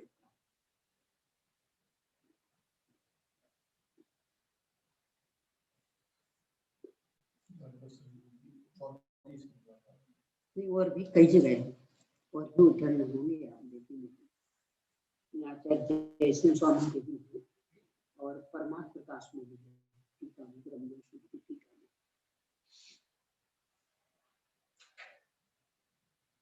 कितना संतुलित उत्तर। इस सर्वज्ञ के बिना हमारे यहाँ प्रामाणिकता की कोई कसौटी नहीं। जो पूर्ण निर्दोष हैं, वीतरागी सर्वज्ञ भी प्रामाणिक, छद्मस्थ प्रामाणिक नहीं। तो अब कोई ये कहे अभी तो कोई सर्वज्ञ है नहीं, इसका मतलब फिर आपके शुद्ध परंपरा का खंडन। विच्छिन्न हो गई। तो कहाँ है सर्वज्ञ बताओ। तो निर्दोषता ही प्रामाणिकता की निशानी, ये एक बिंदु है। और फिर भी अभी भी हमारे यहाँ आर्ष परंपरा सुरक्षित, किसके बल पे, अब ये चर्चा। दूसरे, हमारे यहाँ आर्ष परंपरा का विच्छेद भी नहीं है, यानी वो खंडित नहीं है, चल रही है। यानी अभी हमारे पास सर्वज्ञ सामने कोई भी नहीं है, आर्ष परंपरा चल रही है। कैसे?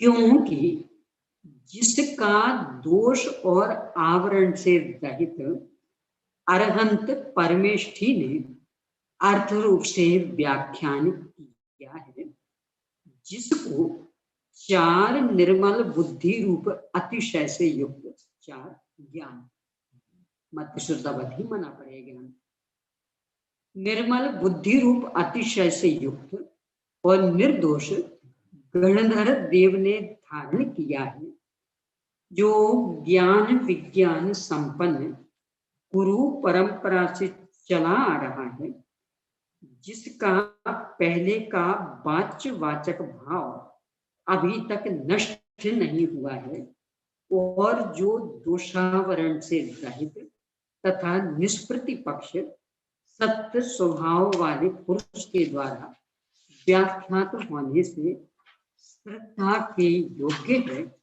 ऐसे आगम की आज भी उपलब्धि होती है। सर्वज्ञ तो नहीं है, पर सर्वज्ञ की बात आज भी हमारे पास। क्यों? देखो कितने विशेषण दिए। पहला, जिसका दोष और आवरण से रहित अरहंत परमेष्ठी ने अर्थ रूप से व्याख्यान किया, ये तो मूल हुआ, बात यहां से शुरू हुई। अब अनंत परमेष्ठी तो अभी हमारे सामने नहीं है, विश्व में नहीं है ही नहीं, विदेश क्षेत्र में तो विराजमान, यहाँ नहीं है हमारे सामने, तो कोई बात नहीं। दूसरे, जिसको चार निर्मल बुद्धि रूप अतिशय से युक्त और निर्दोष गंधर्व देव ने धारण किया, यानी आरंभ तो भगवान नहीं, तो गंधर्व देव ने परंपरा चलाई, अब ये भी अभी नहीं। फिर तीसरे, जो ज्ञान विज्ञान संपन्न गुरु परंपरा से चला आ रहा है, तीसरे, अब ये भी हमारे पास नहीं। चौथे, जिसका पहले का वाच्य वाचक भाव अभी तक नष्ट नहीं हुआ, यानी पूर्व परंपरा से जिस शब्द का जो अर्थ निकाला जा रहा था, अर्थ मतलब प्रयोजन, जो अभी अपन ने कहा, वीतरागता की पोषक होनी चाहिए, स्यादवादमयी होनी चाहिए, आरम्भ परिग्रह से निवृत्त करने वाली होनी चाहिए, हिंसादि पापों के विरोधक होनी चाहिए, ये सब, तो ये अर्थ बराबर अभी तक चला रहा।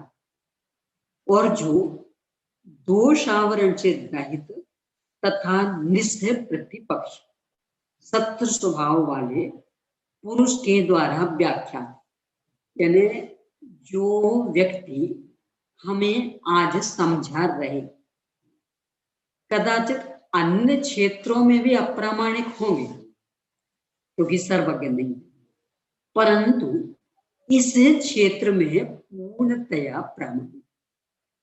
इसके लिए अपने न्याय ग्रंथ में आपकी एक परिभाषा है, यह यत्र अवंचिकः सह तत्र आपः, यानी मूल तो वो वाली परिभाषा, वीतराग सर्वज्ञ और हितोपदेशी को आप तो कहते हैं, तो उस पर से फिर प्रश्न खड़ा हुआ, तो अभी तो आप कहिए नहीं, तो उसके लिए ये परिभाषा, यह यत्र अवंचिकः सह तत्र आपः, जो जिस क्षेत्र में अवंचक, अवंचक अठज्ञा निश्चल, यानी जो हमें ठगेगा नहीं, उस क्षेत्र में, तो वो उस क्षेत्र का आप, यानी हम इंग्लिश पढ़ रहे, तो जो बराबर सही ढंग से इंग्लिश पढ़ाएगा, उसमें कोई गड़बड़ी नहीं करेगा, वो उस क्षेत्र का आप। अब बाकी भले वो संस्कृत गड़बड़ पढ़ा दे, कोई धर्म पढ़ा रहा, तो धर्म के क्षेत्र में गड़बड़ी नहीं करेगा, तो यहाँ ये कह रहे कि निष्प्रतिपक्ष सत्य स्वभाव वाले पुरुष के द्वारा व्याख्यात होने से श्रद्धा भी योग्य है, यानी स्वीकार कर लेना, यानी बस उस विषय में। बाकी में तो सर्वज्ञ नहीं है, चूंकि वो तो गड़बड़ी हो सकती, पर ये जो बता रहा वो परम सत्य। ऐसे आगम की आज भी उपलब्धि होती है। शंका, आधुनिक आगम अप्रमाणिक, क्योंकि अर्वाचीन पुरुषों ने इसके अर्थ का व्याख्यान किया, हम तुम जैसों ने बात की है। समाधान, यह कहना भी ठीक नहीं है, क्योंकि ज्ञान विज्ञान से सहित होने के कारण प्रमाणता को प्राप्त, क्योंकि ज्ञान विज्ञान से प्राप्त प्रामाण्य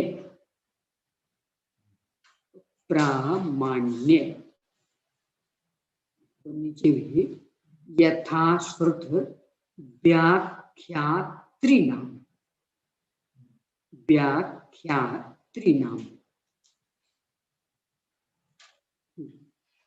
यह कहना भी ठीक नहीं है, क्योंकि ज्ञान विज्ञान से सहित होने के कारण प्रमाणता को प्राप्त इसी युग के आचार्यों के द्वारा इसके अर्थ का व्याख्यान किया गया है।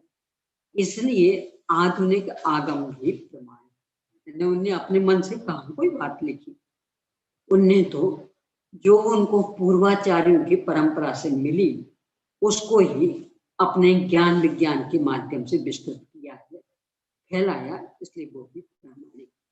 शंका, छद्मस्थों, वो गलत हो गया, छद्मस्थों के सत्यवादीपना कैसे माना जा सकता है?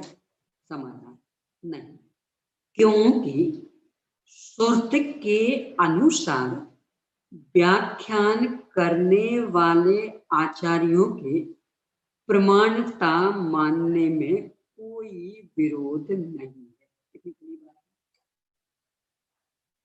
यानी बस आप उसके अनुसार बोलिए प्रामाणिक, और मूल धारा से हटे फिर नहीं चलेगा। वो जो अभी इन्होंने कहा था ना, मक्षिका स्थाने मक्षिका, चलेगा जो भी होगा, हम फिर जिनने मूल रखी थी वो उनसे निपटेंगे। आपने तो पूर्ण न्याय किया। तो श्रुति के अनुसार, यानी जो भी परंपरा चली आ रही, श्रुति को अनादि निधन सत्य कर चुके, उनके अनुसार व्याख्यान करने वाले आचार्यों के प्रमाणता मानने में कोई विरोध नहीं आता। क्यों? क्योंकि वे मूल धारा से जुड़ करके ही बात कर रहे हैं। अब इस पर से पुनः आगम के अनुसार हाँ, बोल रहा है, चलेगा, सही कहा।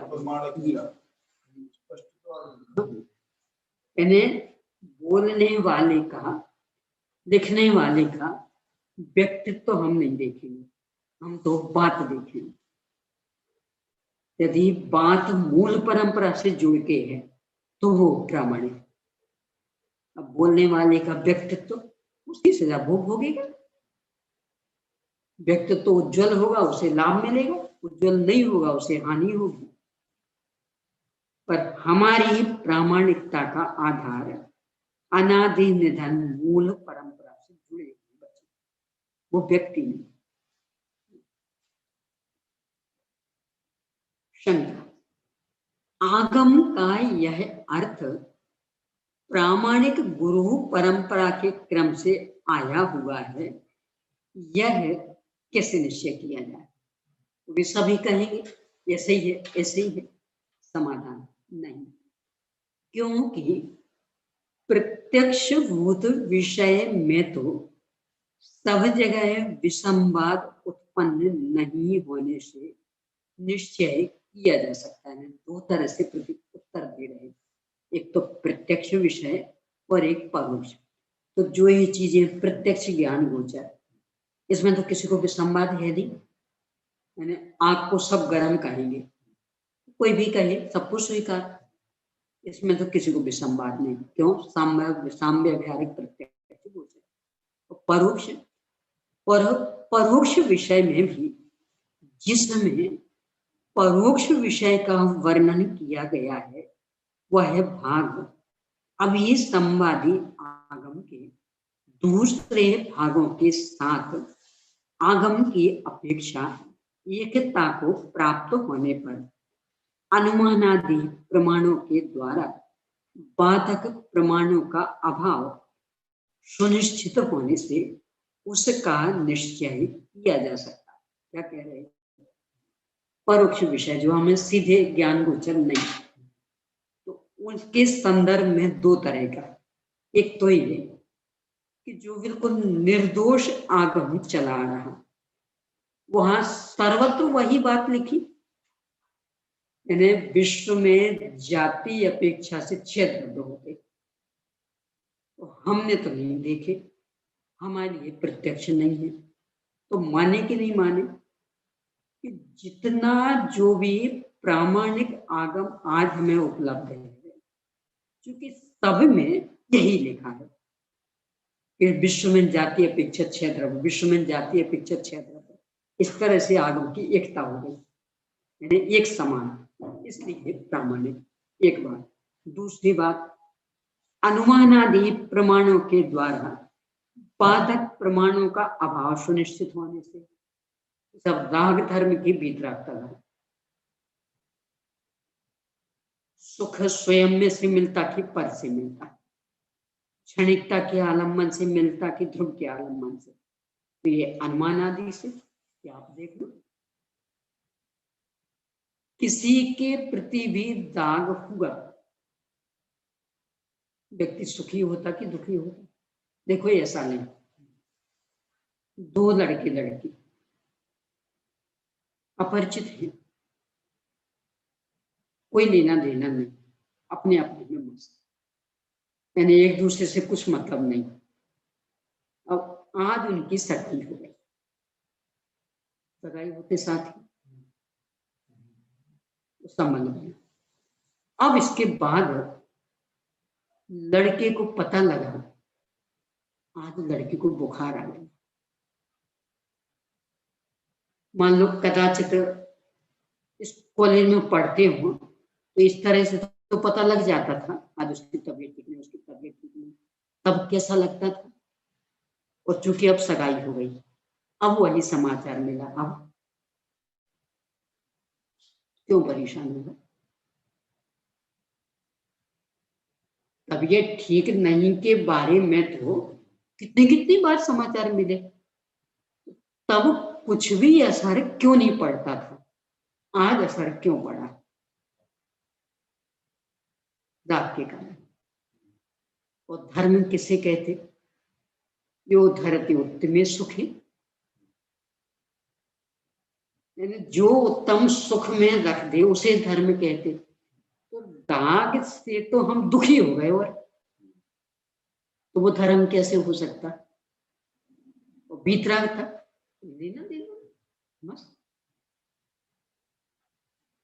यानी ये जो मूल मुद्दे की बातें हैं, ये अनुमान प्रमाण गोचर तर्क संगत, इन माध्यमों से हम उनका निर्णय कर लेते हैं, इसलिए विसंवाद के लिए अवसर नहीं होता। स्वरूप स्थिरता मतलब ध्रुवता के आलम्बन से सुख होता कि क्षणिकता के आलम्बन से? आप देखिए कितनी बार ऐसा हो जाता, प्राइवेट सर्विस में ज्यादा पे और गवर्नमेंट सर्विस में कम पे। एक व्यक्ति प्राइवेट सर्विस में है, पे ज्यादा है, और उसको गवर्नमेंट सर्विस का ऑफर मिला, पे कम है, क्या करेगा?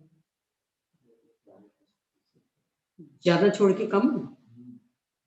क्यों? भविष्य का भी पता नहीं, भविष्य में जो बाद में पैसा मिलेगा। क्यों आपको पता नहीं? मुझे पता नहीं किस साल तक तो मैं ये कहने तो बता, इतने साल तक रिटायरमेंट तक आराम से यहीं टिके रहे, मतलब थोड़ा स्थायी। तो भले कम पे वो तो चल जाएगा, पर स्थायित्व तो, इसका मतलब क्या निकला कि व्यक्ति स्थायित्व में सुखी रहता है, बदला बदली में नहीं। यानी ये प्राइवेट सर्विस क्या ठिकाना है इनका? वो गवर्नमेंट सर्विस, एक बार पहुंच गए तो आराम से रिटायरमेंट की एज तक टिके रहेंगे। इतने के बल पर कम को भी स्वीकार कर लेते, यानी इसी ये अंदर से बात जच रही है कि रुपए कम मिले तो चलेगा, स्थायित्व तो होना चाहिए। तो ये अनुमान से सिद्ध हो गया, तर्क से हमने निर्णय कर लिया, तो इनमें विसंवाद के लिए अवसर नहीं रहेगा। ये कह रहे यहाँ, यानी जो एकदम परोक्ष विषय, उनको तो आगम की एकता से निर्णय करेंगे, जहां जहां एक साथ, अभी जो अपन ने 6 द्रव्यों का लिया, सब सर्वत्र एक, इसका मतलब ये सब प्रमाण। और दूसरे विषय कि जो अनुमान आदि के द्वारा सिद्ध हो सकते, तो हम अनुमान आदि लगाएंगे, उनसे जो सत्य सिद्ध हो जाएंगे, उन आगमों की संपूर्ण बातें हम सत्य स्वीकार कर लेंगे। अनुमान आदि प्रमाणों के द्वारा बाधक प्रमाणों का अभाव, यानी इसकी काट कोई नहीं कर पा रहा, बाधक प्रमाणों का अभाव सुनिश्चित होने से उसका निश्चय ही किया जा सकता, इसलिए गुरु परंपरा से आया हुआ आगम की प्रामाणिक। अथवा ज्ञान विज्ञान से युक्त इसी युग के अनेक आचार्यों के उपदेश से उसकी प्रमाणता जाननी चाहिए। यानी यहाँ भी ज्ञान में हीनाधिकता तो होती रहती, तो जो विशिष्ट ज्ञानी, उनकी बात से निर्णय कर लेंगे, उससे भी छद्मस्तों की बात की प्रामाणिकता सिद्ध हो जाएगी। और बहुत से साधु इस विषय में, इस विषय में विसंवाद नहीं करते हैं, क्योंकि इस तरह का विसंवाद कहीं पर भी नहीं पाया जाता। यानी जिनागम में एक रूपता मिले, अनुमान आदि प्रमाणों के द्वारा बात सिद्ध हो जाए, फिर वहां विसंवाद के लिए गुंजाइश नहीं रहती, सबको स्वीकार हो जाता। अतएव आगम के अर्थ के व्याख्याता प्रामाणिक पुरुष हैं, इस बात के निश्चित हो जाने से आर्ष वचन की प्रमाणता भी सिद्ध हो जाती है, और आर्ष वचन की प्रमाणता के सिद्ध हो जाने से मन के अभाव में भी केवल ज्ञान होता है, यह बात भी सिद्ध हो जाती है। मूल तो बात ही यहाँ से उठी थी, इनके मन नहीं तो फिर केवल ज्ञान कैसे? केवल ज्ञान के लिए वीतरागता और सर्वज्ञता चाहिए, मन थोड़ी चाहिए। अथवा केवल ज्ञान मन से उत्पन्न होता हुआ ना तो किसी ने उपलब्ध किया है और ना किसी ने सुना ही है, जिससे कि यह शंका उत्पन्न हो सके कि केवल ज्ञान से मन से केवल ज्ञान होता है। छायोपशमिक ज्ञान अवश्य ही कहीं पर संगी पंचेंद्रियों में मन से उत्पन्न होता। कहीं पर क्यों लगा दिया? क्योंकि मात्र संगी पंचेंद्रियों वाला मन था, इसलिए अयोगिक केवल ही के मन का अभाव होने से छायोपशमिक ज्ञान का ही अभाव सिद्ध होगा, न कि केवल ज्ञान का, क्योंकि अयोगिक केवलियों को मन से केवल ज्ञान की उत्पत्ति नहीं होती है। बहुत सुंदर प्रकरण आया है और इस प्रकरण में जिस जिस प्रकार के तर्कों द्वारा उन्होंने इस बात की सिद्धि की, वे तर्क वर्तमान वातावरण में बहुत गंभीरता से स्वीकार करनी है। यानी मूल जो आगम अनादि निधन अपौरुषेय, अपौरुषेय का मतलब पुरुषकृत नहीं, ये नहीं तो क्या अमुक पुरस्कृत नहीं, यानी परंपरा पूरी वही की वही चली आ रही है, वैसी की वैसी, मात्र व्याख्या का उद्घाटक ये बदलती रही। कभी भगवान आदिनाथ ने उसको बताया, कभी भगवान वासुपू जी ने उसको बताया, कभी भगवान महावीर स्वामी ने उसको बताया, पर बताया वही जो आदिनाथ भगवान बताए। इस तरह से वो अनादि निधन परंपरा पूरी सुरक्षित, यानी प्रतिपाद्य नहीं बदला, प्रतिपादक बदलते रहे, व्याख्या नहीं बदला, व्याख्या का बदलता है। इसलिए व्याख्या वस्तु पूर्ण प्रामाणिक और उसका व्याख्यान करने वाले भी प्रगति। अब इस पद से फिर प्रश्न खड़ा हुआ कि ये तो बात वीतराग सर्वज्ञ पर घटित हुई, ये पुण्य प्रत्यक्ष ज्ञाता, पुण्य वस्तु को पुण्य यथार्थ जाना है, जैसा जाना वैसा बताया, पुण्य सत्य आज तो हमारे पास भी नहीं है, तो हमें जो भी आगम उपलब्ध है उसकी प्रामाणिकता का निर्णय कैसे करें। बहुत सुंदर मीमांसा की, सर्वज्ञ भगवान की वाणी को गंधर्व ने लीजिए, उनकी वाणी को उनके बाद के आचार्य ने, उनकी वाणी को उनके बाद के आचार्य ने, इस तरह होते होते वही मूल तत्व अपने तक आया है, इसलिए वह प्रामाणिक। अब इस पर से प्रश्न कि वही मूल तत्व अपने तक आया, इसका आधार क्या, कैसे माने। तो दो माध्यम से बहुत अच्छा उत्तर दिया। पहला तो ये कि जो यहाँ बताया जा रहा, आप किसी भी आगम में देखते हैं तो वही विषय मिलता, जैसे 6 द्रव्य 7 तत्व 9 पदार्थ, सब में वही। तो ये जो आगम की एक रूपता, सर्वत्र वही, सर्वत्र असंख्या द्वीप समुद्र, 7 नरक, 16 स्वर्ग, ऊर्ध्वलोक, अधोलोक, मध्यलोक, सब में एक रूप था। जैसे एक रूपता के बल पर आगम की प्रमाणता सिद्ध होगी, एक बात।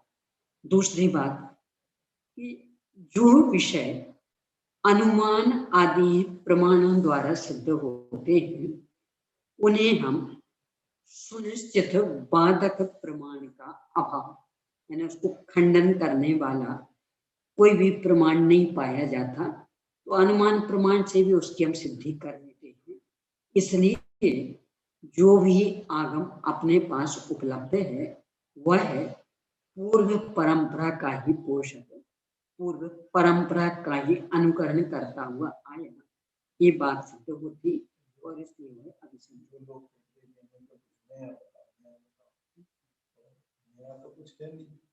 इसमें तो सीधा ही नहीं, तो इसमें तो सीधा ही कि नया यहाँ कुछ नहीं होता, यहाँ तो पता कितना पुराना है। जो भगवान महावीर स्वामी ने बताया था वही आदिनाथ भगवान ने, जो आदिनाथ भगवान ने बताया था वही निर्वाण साधक। निर्वाण साधक कौन? भूतकाली 24 के पहले तीर्थंकर। और जो उनने बताया वो और पहले की।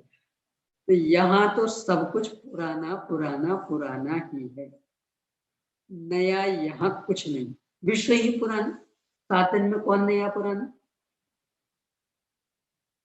तारीखों में, महीनों में कौन सा नया पुराना? सूर्य चंद्रमा में, ऋतुओं में क्या है नया? बोलो। 5 महाभूत पृथ्वी जल अग्नि वायु, यह तो लोग कहते भी सब हैं, ऐसा नहीं है। वही सुबह सोचना, वही खाना, वही पीना, वही दिन, वही रात, तो जब वही सब वही वही वही है तो यहाँ हम नया कहाँ से लाएंगे कुछ? कोई रोटी खाना, कोई लोग वो पेट है ना, भरेगा, हरेक में है ना। किसी से पेट नहीं भरेगा। यानी हर चीज में वही वही वही तो चल रहा, चाहे दिन रात हो, चाहे महीने हो, चाहे तारीखें हो, चाहे सूर्य चंद्रमा हो, चाहे ऋतु में कुछ भी हो, चाहे वो गेहूं दाल चावल, सब वही वही वही तो चल रहा, पुराना पुराना। यहाँ नया कहाँ से आएगा? अभी जब नया जो होता है तो वही नया लगता है। इसका मतलब वो तो अपनी सोच हुई। हाँ, तो अपनी सोच ही यानी वस्तु तो वही की वही, और अपनी सोच में आ गए नया पुराना। नया पुराना शब्द ही अपनी सोच का है। मूल में वस्तु अनादि अनंत। संडे होता है, संडे के बाद अब चला दिन आ गया। चलो पहले मंडे से नया पुराना अपनी सोच का। यहाँ तो कितना सुंदर उत्तर दिया कि जिनागम की एक रूप था, प्रयोजन भी एक रूप, सर्वत्र। ये उसकी प्रामाणिकता का आधार। इसलिए किन्ने लिखा, मन अयोग्य हो गए, मन तो है नहीं उनके, मन नहीं है तो फिर केवल ज्ञान कैसे हो गया? इसको थोड़ा, मन नहीं होने के बाद भी केवल ज्ञान। इनका कहना ये था कि अपन सोच विचार करते हैं ना, तो ज्ञान इससे विकसित होता है। उनके तो मन खत्म, सोच विचार खत्म, तो ज्ञान कैसे विकसित होता? आचार्य श्री उत्तर ये दे रहे, सोच विचार से मन विकसित नहीं होता, ज्ञान विकसित नहीं होता, ज्ञान कुंठित होता। ज्ञान ज्ञान गुण के पूर्ण विकसित परिणमन का नाम केवल ज्ञान। उसका मन से कोई लेना देना नहीं। मन ही अधीर रहे तो वो निर्दोष रूप में सबको जान ही नहीं सकता। देखो ऐसा लेना, अपना मन सक्रिय रहता है ना तो कुछ भी जानते, मात्र जानने रूप रह पाते, जानते साथ ही अच्छा बुरा, मेरा तेरा, हल्का उच्च, यानी कुछ ना कुछ समस्याओं में उलझ जाएंगे। अकेले ज्ञान रूप कहाँ रह पाते? मन का तो ये काम, तो वो तो और उपद्रव पैदा करता है। और इस मन से रहित ज्ञान तो कल को जानने वाला, वितराग भाव से जानता रहता। जो अपन इंद्रिय ज्ञान में उत्तर देते हैं, वो उत्तर इसमें देना अपने, जैसे इंद्रिय ज्ञान हाँ, हे क्यों कहा गया है, वो गे को खंडित कर रहा, हमारी ज्ञान को खंडित कर रहा, राग देश की वृद्धि में कारण बन रहा है। मन जो है हाँ, वो हमारे केवल ज्ञान में बाधक है, वो ज्ञान को खंडित कर रहा है, आकुलता पैदा कर रहा है। आज इंद्रिय ज्ञान में अपन तर्क देते हैं। बहुत सुंदर प्रकरण है, ये बार बार पढ़नी होगी।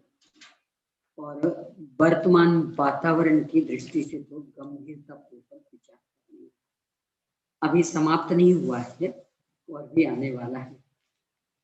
चलो प्रश्न नहीं आए, जब विषय तो प्रश्न लाए थे।